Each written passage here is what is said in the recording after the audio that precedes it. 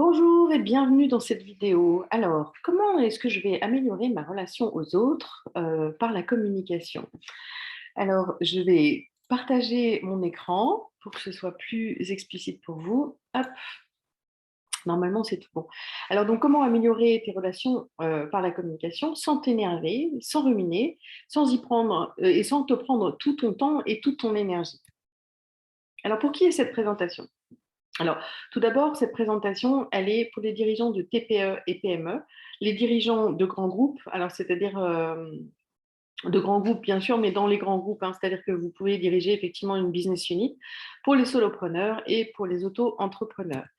Si elle est pour certaines personnes, elle n'est pas forcément pour d'autres, donc elle n'est pas destinée aux salariés et aux fonctionnaires, et elle n'est pas destinée également aux personnes qui pensent que le problème vient toujours des autres et que eux n'ont absolument pas à se remettre en question.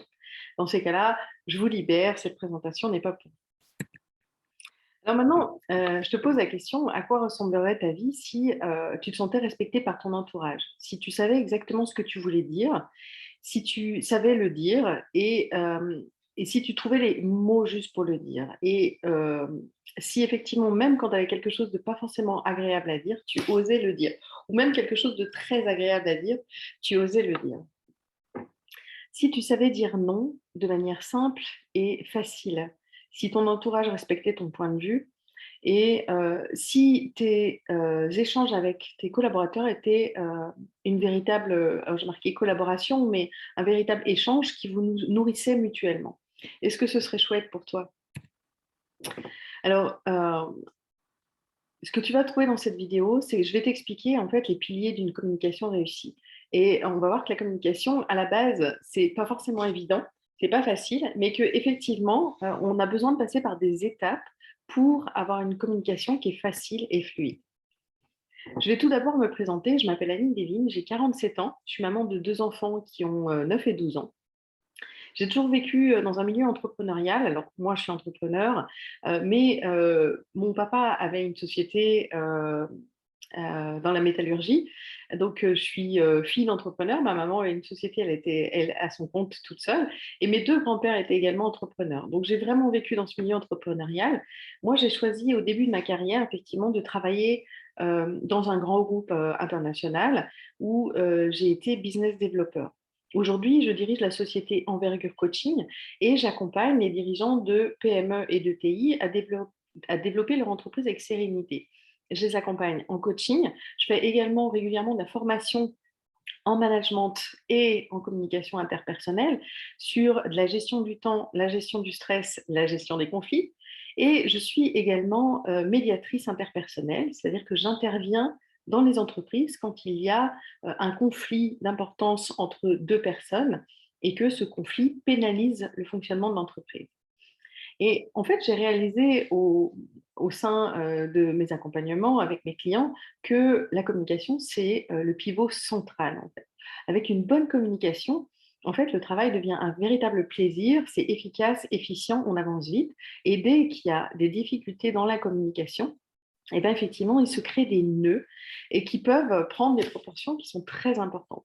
Donc j'ai décidé de faire cet accompagnement et sur la demande de quelques-uns de mes clients, qui est exclusivement dédié à la communication. Alors, mon objectif, au travers de cette présentation, c'est déjà de te permettre de comprendre que la communication, c'est comme tout le reste, ça s'apprend. C'est quelque chose qu'on n'a jamais appris à l'école, c'est quelque chose qui s'apprend rarement dans les familles, c'est-à-dire qu'on est confronté à des situations et on met en place sa propre communication, mais par contre, on n'a pas les codes, on n'a pas les codes pour cette communication. Alors ça s'apprend, mais ça passe tout d'abord par une bonne communication avec soi. C'est-à-dire que ça va être très compliqué d'avoir une bonne communication fluide avec l'autre si j'ai pas d'abord une bonne communication avec soi. Et on va voir en quoi c'est important et comment on fait pour avoir une bonne communication avec soi.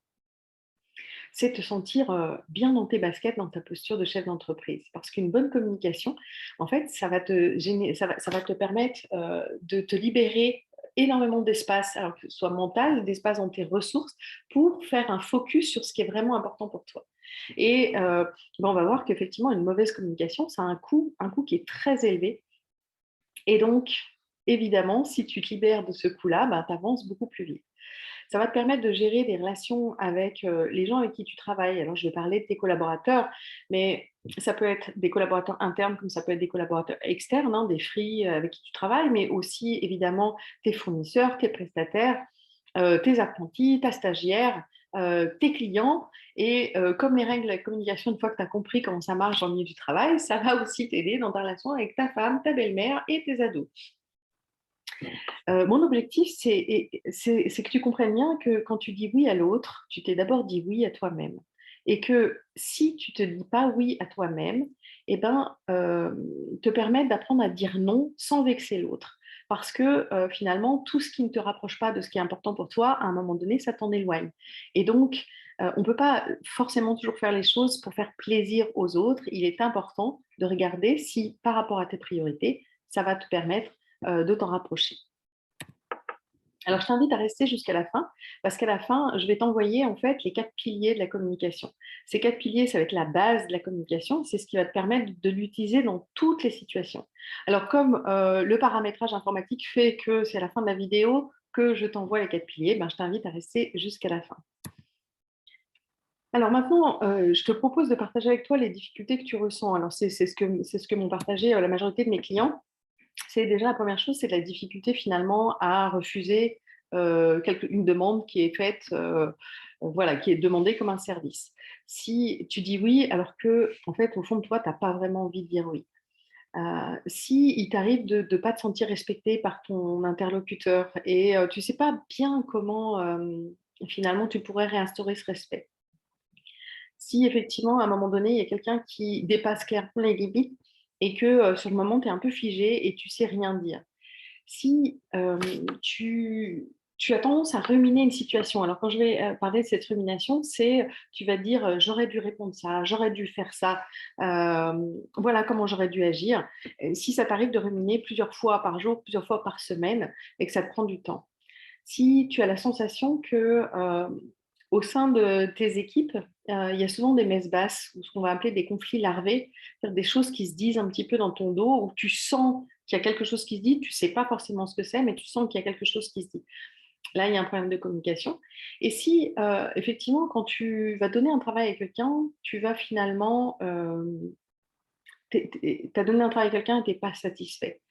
Tu peux préférer le faire toi-même plutôt que lui réexpliquer parce que tu as l'impression que sinon ça va te prendre trop de temps et que tu vas perdre trop de temps. Alors, si tu t'es reconnu un petit peu dans ce que je viens d'énumérer, la bonne nouvelle, c'est que, en fait, c'est juste que tu n'as jamais appris à communiquer. Et je le répète, on n'apprend pas à l'école. Et c'est quelque chose que tu ne sais pas faire aujourd'hui, mais pas de souci. Mon rôle, ben, c'est au sein de cette vidéo, je vais déjà donner de beaucoup de matière pour que tu puisses déjà améliorer nettement ta communication à l'autre. Alors, ce qui t'attend, c'est déjà de comprendre en fait comment se déroule la communication, par quoi ça passe et pourquoi finalement c'est souvent si compliqué. Repérer la manière dont tu communiques avec toi-même et optimiser cette communication avec toi, parce que sans bonne communication avec toi, il va être difficile d'avoir une bonne communication avec l'autre. Ce qui t'attend, c'est également de comprendre que tout ne se dit pas avec les mots. Les mots sont une partie de la communication, mais il y a beaucoup de choses qui rentrent en ligne de jeu et ça va être intéressant de poser un peu ton regard sur ces autres choses.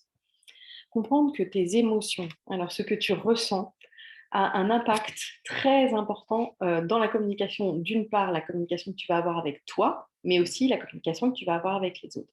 Et enfin, de comprendre que dans la communication, il y a également des règles qui sont simples, que tu vas mettre en place. Alors, ces règles, elles sont très importantes et très intéressantes, on va les mettre en place à la fin, mais par contre, sans tout ce qu'on a vu au préalable, ben, tu vas les mettre en place, ça va durer 15 jours, 3 semaines, super, et tu vas reprendre comme avant. Alors, après la présentation d'aujourd'hui, le but du jeu, c'est que tu saches dire les choses. Tu saches quoi dire, comment le dire, que tu oses le dire, que tu trouves les mots justes et que quand tu dis non, ben, tu ne vexes pas ton interlocuteur. Alors, on va passer là sur les 5 étapes et les 5 passages de la communication pour communiquer de manière, on va dire, assertive et te sentir en fait respecté dans la relation à l'autre. Alors aujourd'hui, ton fonctionnement, c'est toi, tu communiques avec tes fournisseurs, tu communiques avec tes clients, avec tes collaborateurs internes ou externes, tes partenaires, prestataires, La législation, donc la législation, ça va être l'URSSAF, par exemple, le marché, donc le marché, ça peut être tes concurrents. Tu communiques également avec les membres de ta famille, tu communiques dans ton couple, tu communiques avec tes amis. Et en fait, tu es sollicité souvent par les autres, énormément. Et notamment dans le cadre de ton entreprise, tu es indispensable. Et tu as la sensation que personne ne comprend ce que tu veux ou personne ne t'apporte ce que tu attends réellement. Et du coup, ça te met un peu sous l'eau. Et on va voir que ça vient puiser dans tes ressources. Alors, en tant qu'entrepreneur, tu as 5 ressources qui sont à ta disposition. Ces 5 ressources, c'est 1, le temps, 2, l'argent, 3, l'énergie, 4, les efforts et 5, les pensées. Le temps dont tu disposes, tu as 1440 minutes chaque jour qui sont à ta disposition. Et effectivement, c'est une ressource qui est hyper importante pour toi. Et comment est-ce que tu les dispenses? L'argent, c'est ta trésorerie, ce que tu as. Ton énergie, c'est comment tu te réveilles le matin et c'est ton capital énergie que tu as le matin et est-ce que tu as suffisamment d'énergie pour absorber tout ce que tu auras absorbé dans ta journée. L'effort, ce n'est pas la même chose que l'énergie. L'effort, c'est ta capacité à donner un coup de fouet particulier pour avancer. Je prends un exemple, tu dois ouvrir ton magasin, ton point de vente physique demain. Est-ce que tu es en capacité, en énergie, de passer toute l'après-midi pour déballer les derniers produits, les derniers cartons et mettre tout nickel pour l'ouverture de demain, Donc, c'est vraiment le coup de fouet et je distingue l'énergie de l'effort. Et la 5e, c'est tes pensées. Tes pensées, c'est quelque chose qui est à ta disposition, c'est une de tes ressources qui est fondamentale. Et on va voir en fait combien une bonne communication, elle va t'aider à optimiser ces ressources et combien une mauvaise communication, elle va venir puiser dans ces ressources et ça coûte très cher. Alors, pour une communication réussie, alors je vous ai mis un petit sommet de la montagne. Je suis haute-savoyarde, j'aime bien mettre un sommet de la montagne pour dire, voilà, ça c'est ton objectif. Toi, tu communiques de manière fluide, authentique, et tu te sens très à l'aise dans tes relations avec l'autre. Les 5 étapes, ça va être de comprendre le schéma de la communication, de comprendre comment tu communiques avec toi, de communiquer avec tout ce qui est à ta disposition. On a les mots et on a autre chose, de prendre en compte ce que tu ressens et enfin de comprendre les règles de la communication. Et une fois que tu as mis tout ça en place, qu'est-ce qui se passe? Tu vas avoir une nouvelle énergie. Tes équipes vont te suivre parce qu'en fait, ça va être très clair pour elles ce que tu attends d'eux et du coup, elles vont t'apporter ce dont tu as besoin. Tu auras davantage de temps pour penser à toi et au futur. Tu vas te sentir fier de savoir dire les choses et d'avoir dépassé cette difficulté à ne pas oser dire ou ne pas réussir à dire correctement. On regarde en détail? Allez, la première étape, c'est de comprendre le schéma de la communication. Alors, le schéma de la communication, comment ça marche? Alors là, je vous ai fait un schéma, alors on va le décrypter ensemble. Donc, tu vois sur la gauche, tu as un émetteur qui va encoder un message, qui va le transmettre à un récepteur via un canal, et ce récepteur va le décoder. Alors, l'émetteur, c'est toi quand tu émets un message, ou c'est l'autre quand il t'émet un message, et le récepteur, c'est celui qui reçoit le message. Nous sommes tous à la fois et émetteurs et récepteurs. Le canal du message, c'est le biais par lequel tu vas transmettre ce message. Donc, ça peut être un canal oral, ça peut être un canal écrit, ça va être écrit, je pense, soit une lettre, soit un email, soit un SMS, par exemple. Ça peut être un canal non verbal, c'est-à-dire que tu fais juste un signe, et voilà, là, tu transmets un message en non-verbal. Et tu vois que par rapport à, sur le canal, tu as des traits noirs, qui représentent des filtres. Les filtres, qu'est-ce que c'est? C'est tout ce qui va venir filtrer finalement le message. Par exemple, si on prend le cadre d'un canal verbal, tu es en train de parler à ton interlocuteur et à côté, tu as un bruit de marteau-piqueur. Le bruit du marteau-piqueur va venir filtrer le message, ce qui fait qu'effectivement, le récepteur ne va pas forcément comprendre le message que tu as voulu dire. Okay. Si je parle sur le SMS, si tu écris en langage Jones, je ne sais pas comment on appelle ça, avec des abréviations, c'est-à-dire MDR, mort de rire, si la personne ne comprend pas forcément ces messages-là, ça va être compliqué pour elle de décoder ce que tu as voulu dire. dans le cadre d'un message écrit, si tu n'as mis aucune ponctuation, ben, peut-être que l'absence de virgule et de points va faire en sorte que le récepteur va comprendre le message différemment de ce que tu as vu. Donc, on voit que déjà, on a un premier point qui complexifie, ce sont les filtres. Par contre, ce qui va être très important de prendre en ligne de compte, c'est le cadre de référence. On voit que l'émetteur, il encode un message. Encoder, c'est quoi? C'est transmettre mes pensées en mots pour le transmettre à l'autre. Donc, je vais encoder un message. Et le récepteur, il va transmettre ce qu'il a entendu dans ses pensées. Et on encode un message et on décode un message en fonction de notre cadre de référence. Qu'est-ce que c'est qu'un cadre de référence? Ton cadre de référence, c'est le cadre dans lequel tu as évolué et c'est celui qui te permet de réfléchir, de t'exprimer. En fait, c'est ta paire de lunettes à toi pour voir le monde. Et nous portons tous cette paire de lunettes. C'est comme si finalement le monde réel n'existait pas, puisque nous le regardons tous au travers d'un filtre. Donc ce filtre, c'est notre cadre de référence. Et en fait, ce filtre, il détermine une partie de tes réactions, tes choix, tes partis pris, ou des jugements que tu vas poser sur des situations, des discussions, des personnes, etc. Alors, on a vu qu'effectivement, ce cadre de référence, c'est notre paire de lunettes à nous pour regarder la vie. Comment il se met en place ce cadre de référence? Eh bien, il s'est mis en place du jour de ta naissance jusqu'à aujourd'hui. Déjà, en fait, il dépend en général du milieu dans lequel tu as grandi. Donc, par exemple, ton éducation, ta famille, ce que t'ont transmis tes parents, de ton milieu culturel, de ton milieu social et même, je veux dire, de ton milieu géographique du pays où tu habites. C'est-à-dire qu'on n'a pas les mêmes cadres de référence qu'on habite en France ou qu'on habite, je ne sais pas, en Thaïlande, par exemple.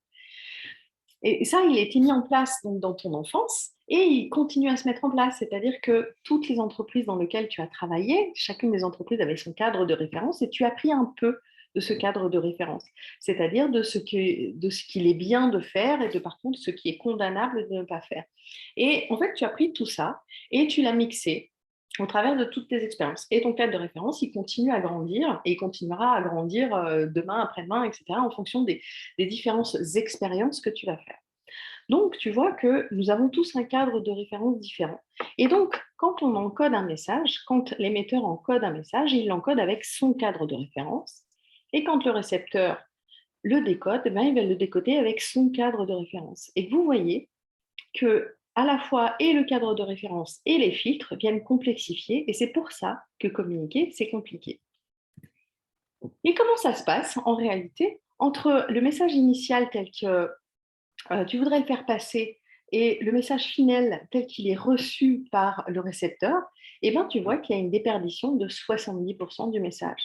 Tu vois, entre ce que l'émetteur veut dire, ce qu'il dit réellement, ce que le récepteur entend, ce qu'il écoute, ce qu'il comprend, ce qu'il retient, tout ça enlève une partie du message. Et entre ce que je veux dire et ce que l'autre entend, eh ben, il ne reste plus que 30% du message. Et ça se passe tous les jours, hein, tout le temps. Donc, tu comprends que le schéma de la communication, ça peut être complet. Et comment est-ce qu'on va faire effectivement pour améliorer la communication? Eh ben, on va mettre en place ce qu'on appelle des feedbacks, c'est-à-dire qu'on va vérifier si effectivement le message que j'ai reçu est bien conforme au message que l'émetteur a voulu me transmettre. C'est très simple. Comment ça se passe? En fait, un émetteur va te mettre un message en disant, s'il te plaît, je voudrais que tu me rendes ce dossier, je voudrais que tu complètes ce dossier et que tu me le rendes pour lundi.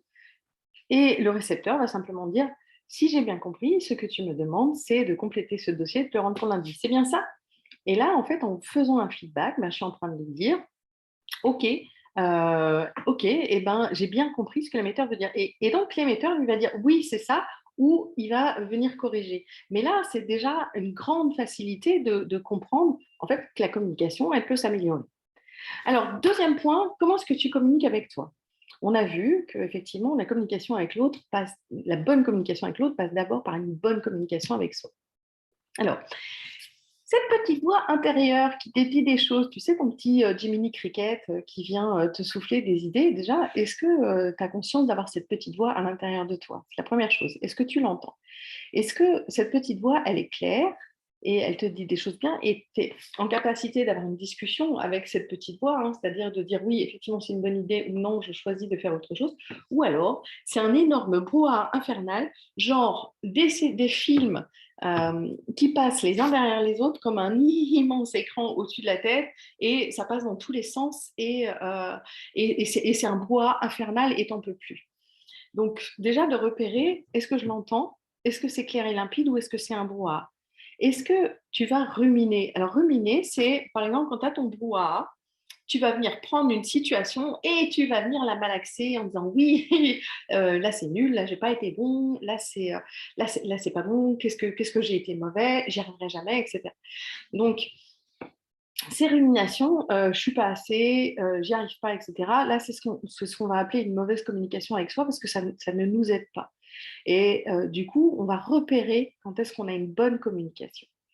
On va repérer, pardon, je répète, on va repérer quand j'ai une mauvaise communication et on va la transformer en bonne communication. Quand je vais me dire, bah, j'y arrive pas, je suis pas à la hauteur, j'ai été nulle sur ce coup-là, bah, on va essayer de le transformer en disant, ok, sur cette situation, j'ai échoué, comment je fais la prochaine fois pour réussir? Qu'est-ce que j'en apprends, etc. Et donc là, on va toujours être bienveillant avec soi pour dire, bon, ok, j'ai vécu l'échec, nous vivons tous l'échec, ça fait partie de la vie, ça fait partie de nos apprentissages, j'ai vécu l'échec, comment est-ce que je fais pour améliorer, optimiser la prochaine fois quand ça m'arrive?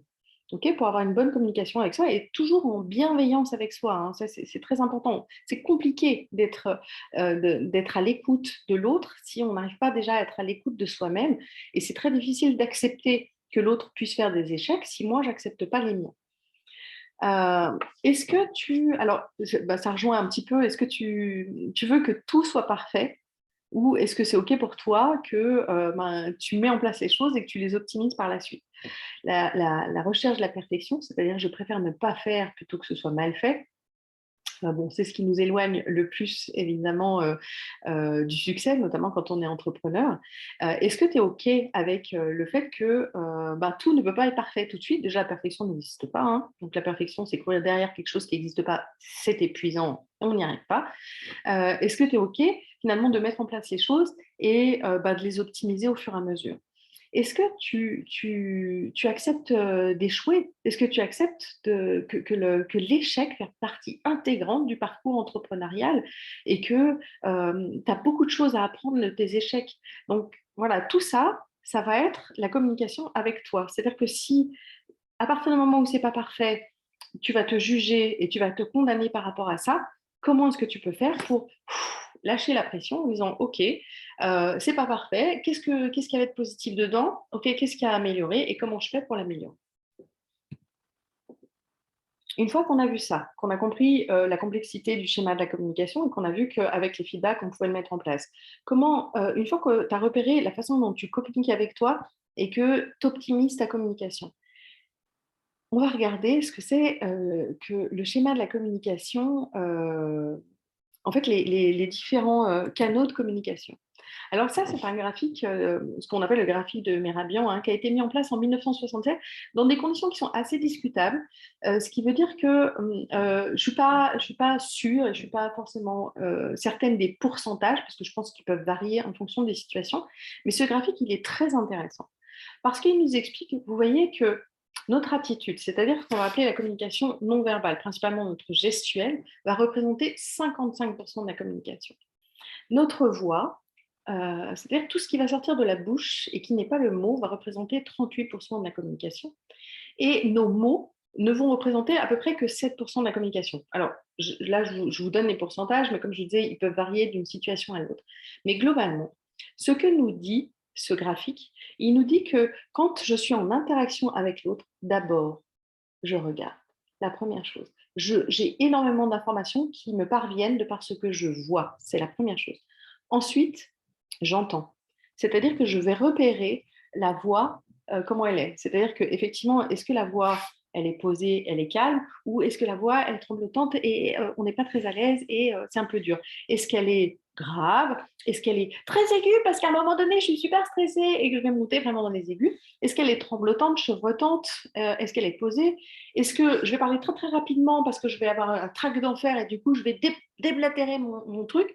Ou alors, Est-ce que je vais le prendre le temps de mettre un rythme qui est adéquat? Je vais utiliser des silences pour utiliser. Et donc, ça, inconsciemment, on l'entend tous. Donc, ça va nous donner une information. Et en dernier, on va écouter. Donc, d'abord, je vois, ensuite, j'entends, et à la fin, j'écoute le mot. Et qu'est-ce qui se passe effectivement euh, non, comment je prends ça? Ça vous est déjà arrivé d'avoir quelqu'un en face de vous qui vous dit quelque chose et vous dites ah, je sais pas, il y a un truc, je ne le sens pas, c'est bizarre.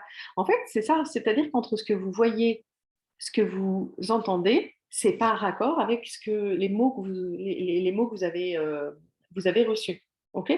Donc ça, en fait, ça veut dire que le message, il est un peu en biais, il est pas juste. Alors qu'une personne où vous dites, ouais, super crédible, c'est bien, la plupart du temps, c'est qu'en fait, c'est ce que vous voyez, ce que vous entendez et ce que vous écoutez, c'est le même message. Et donc là, on appelle ça une personne alignée. On dit que c'est aligné. La personne elle est complètement ancrée. Et du coup, vous avez un message qui est hyper cohérent et cette personne vous inspire confiance. Et le but du jeu, ben, c'est d'apprendre, vous, effectivement, à avoir une communication verbale et non verbale qui est alignée, qui est complètement alignée. Alors, je ne vous cache pas que tout le monde a essayé, enfin tout le monde, tous les grands communicants, effectivement, ont essayé de faire en sorte que leur communication soit leur communication non verbale soit la plus alignée. On peut utiliser des techniques, elles vont durer 3 secondes. OK. Parce que très naturellement, la communication non verbale, la communication paraverbale, en fait, c'est une communication qui est très primitive, qui vient et sur laquelle on n'a pas de poids. Mais par contre, la seule chose qui va nous aider à être alignés, raccord, ça ne va pas être d'utiliser des trucs et des astuces, ça va être simplement entre ce que je pense, ce que je ressens et ce que je dis, c'est le même message. Et vous avez déjà vu énormément d'hommes politiques, notamment hein, quand ils prennent la parole en public, finalement essayer de maîtriser totalement leur communication non verbale, mais ils la maîtrisent 3 à 4 secondes. Regardez juste les différents présidents de la République, quand ils prennent la parole, tout d'abord, ils sont très figés sur leur bureau, ils ont une posture droite, les mains posées sur la table, et ils commencent par mes chers compatriotes. Et en fait, le but du jeu, c'est qu'ils essayent de montrer le moins possible de communication non verbale, paraverbale. La voix est très posée au démarrage pour que les gens se concentrent uniquement sur le mot. Mais vous les observez, ça va durer allez, 3, 4, 5 secondes. Les meilleurs, ça va durer 30 secondes. Et puis après, voilà, vous avez la tête qui bouge, les mains qui commencent à danser, etc. Et ça, c'est complètement naturel. Et vous le voyez. Donc, ça, ce sera à prendre en compte. Et je vous rappelle que, effectivement, pour que vous puissiez être cohérent pour votre interlocuteur, ce que vous ressentez, ce que vous pensez et ce que vous dites, c'est le même message. Allez, quatrième pilier, ce que je ressens, justement, ça va jouer un grand rôle dans la communication non verbale. Ce que je ressens, c'est quoi? Ben, c'est les émotions. Vous savez, ces trucs extrêmement désagréables qui arrivent à un moment donné, pas du tout opportuns. Par exemple, vous êtes en réunion et tout d'un coup, vous êtes figé par la peur, ou on vous fait une réflexion et tout d'un coup, vous avez les larmes qui vous montent aux yeux. Les émotions, en fait, elles vont nous donner beaucoup d'indications. Alors, elles sont souvent inconfortables. Il n'y a pas d'émotions positives ou négatives. Hein. Il y a elles ont toutes une vertu, en fait, elles ont tout un objectif, elles sont là pour nous transmettre un message. Et donc, on va plutôt dire qu'elles sont agréables ou désagréables. Et elle nous transmet un message, et ce message, jusqu'à il y a quelques années, on n'en voulait pas, et on appelait ça la gestion des émotions, enfin, genre maîtrise-toi. Hein, voilà, vous êtes, alors ça arrive souvent pour les femmes, enfin moi ça m'est arrivé beaucoup avec mon patron, quand il nous fait une réflexion, j'avais les larmes qui me montaient aux yeux, parce que c'était terrible, et j'avais honte, ou alors une réflexion positive, et j'avais le rouge qui montait aux joues, et elle m'ennuyait, ces émotions, mais en fait elle me disait quelque chose. Donc l'émotion, elle transmet un message, et on va se servir de ce message pour pouvoir s'exprimer. Alors là, je vous ai mis ce que j'appelle des roues des émotions. La première qui est à gauche, qui est plus simple, où là, vous avez 5 émotions qui sont représentées, la sérénité, la joie, la peur, la tristesse, la colère. Et ça va être intéressant de repérer à partir du moment où j'ai quelque chose qui se passe, je sens que c'est pas comme d'habitude, il y a quelque chose qui vient là, de repérer quelle est cette émotion. Qu'est-ce que je ressens là, à ce moment-là?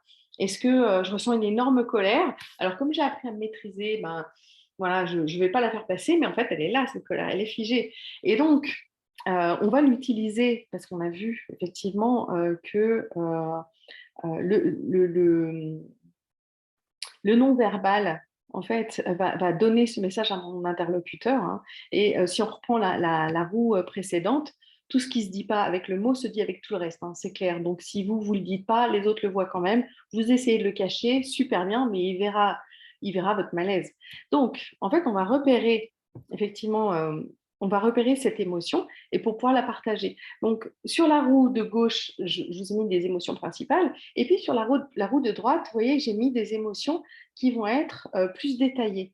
Et là, ça va être intéressant de commencer à regarder des listes des émotions pour aller enrichir son vocabulaire émotionnel. Et de comprendre que, par exemple, vous ressentez une grosse colère. OK, c'est une colère.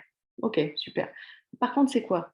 C'est vous êtes ronchon ou vous êtes enragé là? En fait, c'est quel niveau? Vous êtes mécontent? Vous êtes plutôt haineux ou vous êtes agacé? Et c'est-à-dire d'aller rechercher le mot juste, en fait. Qu'est-ce que ça génère chez vous pour vous faire une échelle émotionnelle et comprendre exactement ce que vous ressentez.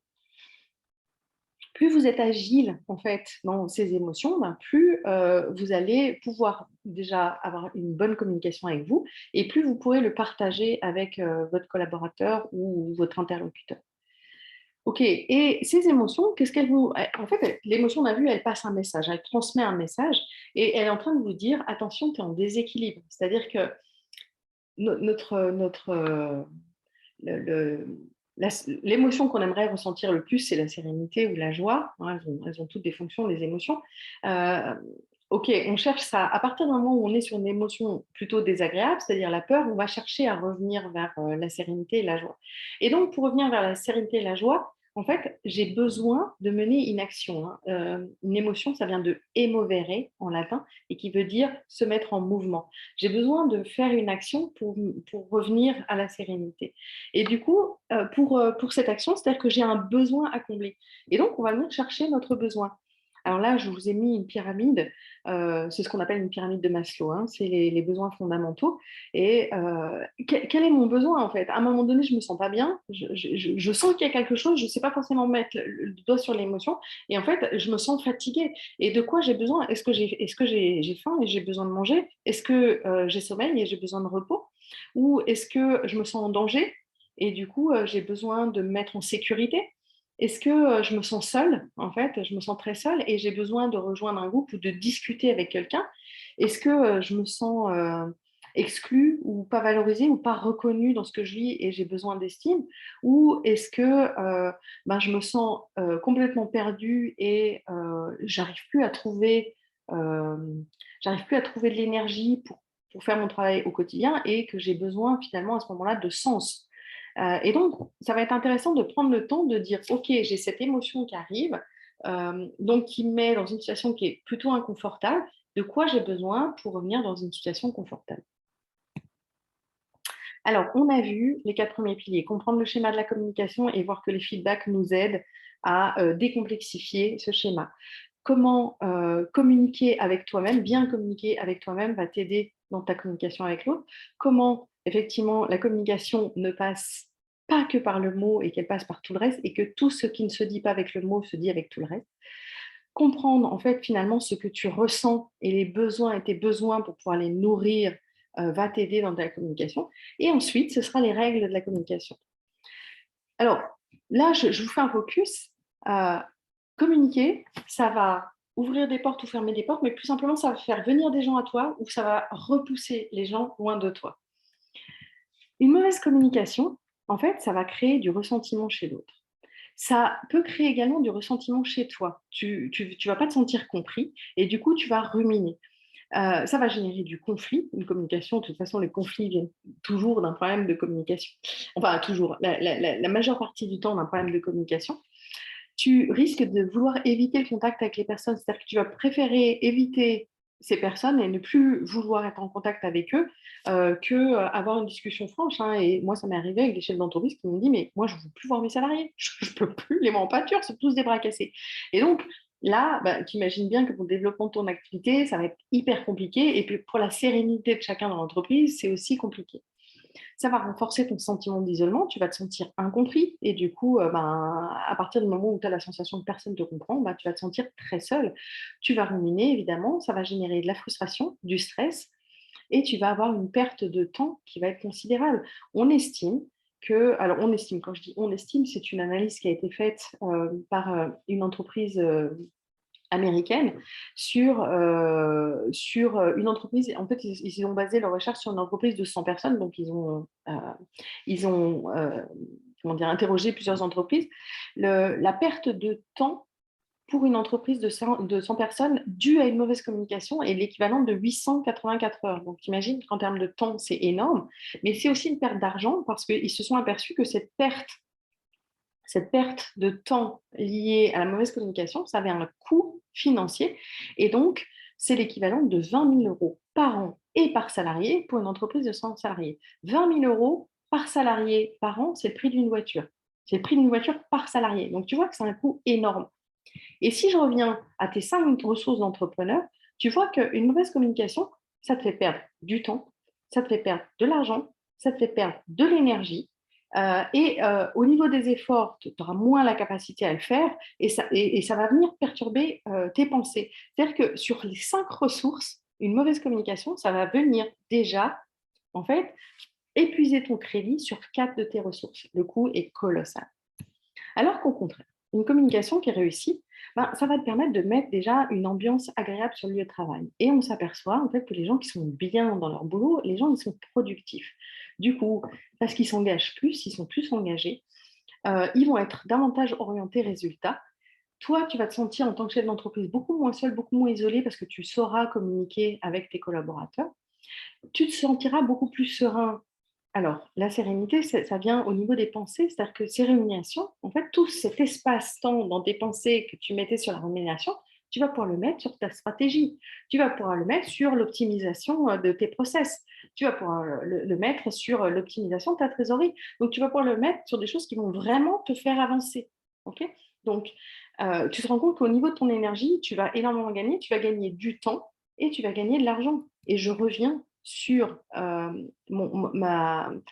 dire, mon camembert des ressources, tu te rends compte qu'une bonne communication va te faire gagner du temps, va te faire gagner de l'argent, va te faire gagner de l'énergie et va te libérer de l'espace dans tes pensées. Donc c'est colossal. Tu te rends compte le coût quand tu as une mauvaise communication et finalement le gain quand tu as une belle communication. Alors, un rappel qui est super important. Une équipe qui communique bien, c'est une équipe qui va directement faire du business. Une équipe qui ne communique pas bien, c'est une équipe qui va d'abord, en priorité, régler les problèmes de communication et une fois qu'ils sont réglés, elle fera du business. Ok. Donc l'efficience, elle est vraiment liée à une bonne communication. On fait un récapitulatif sur tout ce qu'on a dit. Alors, je vous ai expliqué le schéma de la communication et pourquoi en fait, c'est souvent si difficile la communication et que le feedback aide énormément à avoir une bonne communication. Comment avoir une belle communication avec toi, ça te permet d'avoir une bonne communication avec l'autre. Que la communication passe par le mot en dernier, hein. C'est-à-dire qu'on a vu effectivement que d'abord, je vois, ensuite, j'entends, pardon, et à la fin, j'écoute le mot, hein. Donc, que c'est dans cet ordre-là. Ensuite, l'importance, effectivement, de repérer ce que je ressens au moment où je le ressens pour avoir une bonne communication avec moi et ensuite pouvoir le partager à l'autre. Et enfin, que les règles de la communication me permettent finalement de bien communiquer avec l'autre. Alors, ce que je vous ai présenté, on a tous un cadre de référence différent. Nous encodons, je vais réussir à dire, et nous décodons les messages différemment en fonction de ce cadre de référence. Une bonne communication avec l'autre passe par une bonne communication avec soi. Nous communiquons avec les mots, mais surtout avec les gestes et la voix. Et ce que je dis, ce que je pense et ce que je ressens ont un impact pour être aligné et clair dans ma communication. L'importance d'écouter tes émotions pour bien communiquer, pour nourrir ton besoin derrière et le partager. Et qu'enfin, les règles de la communication, finalement, elles vont te permettre d'éloigner ton interlocuteur de toi ou au contraire faire en sorte qu'il ait envie de se rapprocher de toi. Maintenant, vous avez un choix à faire. Vous voyez, vous avez une route. Soit le choix numéro un, vous essayez de le faire seul. Je vous ai donné beaucoup, beaucoup de matière pour que vous puissiez avancer seul. Et c'est OK, avec ça, vous pouvez vraiment avancer. Choix numéro 2, vous mettez en place une méthode qui a été testée et prouvée aujourd'hui par de nombreux chefs d'entreprise et qui aujourd'hui qui ont appris et qui communiquent de manière assertive, ce qui leur permet de développer leur entreprise. Pourquoi? Parce qu'ils ont énormément capitalisé sur les 5 ressources qui sont à leur disposition, avec plaisir et sérénité. Je ne vous cache pas que les chefs d'entreprise qui réussissent, ce sont des chefs d'entreprise qui se font accompagner. Hein. Moi, je me fais beaucoup accompagner pour le développement sur d'autres parties. Mais pour optimiser ta communication et développer ton entreprise avec sérénité, ben, je serais ravie de t'accompagner. Alors, comment ça va se passer? En fait, durant ces 10 prochains jours, j'ai programmé du temps dans mon agenda pour échanger avec vous sur les difficultés que vous rencontrez, sur ce qui te challenge aujourd'hui dans ta relation aux autres et dans ta communication. Je t'invite à prendre rendez-vous. On va discuter pendant 45 minutes. On va préparer un plan d'action pour que tu puisses communiquer avec plaisir et fluidité et que effectivement tu arrives à lever les blocages qui font que tu n'oses pas, tu n'arrives pas, tu ne poses pas de limites. Ces 45 minutes, elles vont être intéressantes pour toi parce que ça va être, là aujourd'hui, je vous ai fait une présentation qui est globale. Là, on va faire un focus justement sur toi. Et ça va permettre de poser un cadre sur qu'est-ce que tu vas pouvoir mettre en place en priorité pour avancer, pour communiquer avec fluidité et assertivité. Alors, à partir de ce moment-là, ces 45 minutes, je verrai tout de suite si effectivement, toi, tu vas voir tout de suite, effectivement, si c'est quelque chose que tu es à même de faire seul ou si envie de te faire accompagner. Et moi, si tu corresponds aux personnes avec qui j'aime travailler, hein, c'est-à-dire les personnes que j'ai dit qui sont pour qui est cette vidéo, hein, c'est-à-dire que si tu diriges soit une équipe, soit une entreprise, soit tu es solopreneur, auto-entrepreneur, et effectivement ta problématique est vraiment une problématique de communication, et bien là, moi je te proposerai à rejoindre mon programme, je t'expliquerai comment je travaille et comment est-ce que tu vas pouvoir améliorer ta communication avec moi.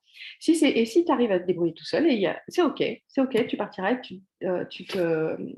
tu débrouilleras tout seul. Si on voit qu'on peut travailler ensemble, eh ben, moi, je te présenterai la manière dont je travaille, dont j'ai mis en place ce programme. Et en fait, on démarrera assez rapidement. Alors, ce programme, je l'ai déjà mis en place. Au bout de 15 jours, mes clients me disent c'est incroyable, c'est incroyable. J'ai retrouvé une énergie de dingue et je suis tellement fière de moi et des avantages que j'ai pu faire. Voilà, pour te donner une petite idée. Alors, mon système, il va générer 10 rendez-vous dans les 10 prochains jours. Donc, je vais avoir quelques créneaux de libre. Je t'invite évidemment à prendre rendez-vous rapidement. Ce rendez-vous, évidemment, il est complètement offert hein, et on pourra échanger directement et ce sera directement avec moi. Hein. Ce ne sera pas avec une autre personne. On va en discuter pour clarifier en fait tes problématiques et là où tu as envie d'aller. Rappelez-vous, une pensée décousue et confuse donne toujours un message décousu et confus. C'est mathématique. Voilà. J'espère que vous avez apprécié cette vidéo et je vous retrouve rapidement dès que vous avez pris rendez-vous avec moi pour échanger sur votre situation. À très vite.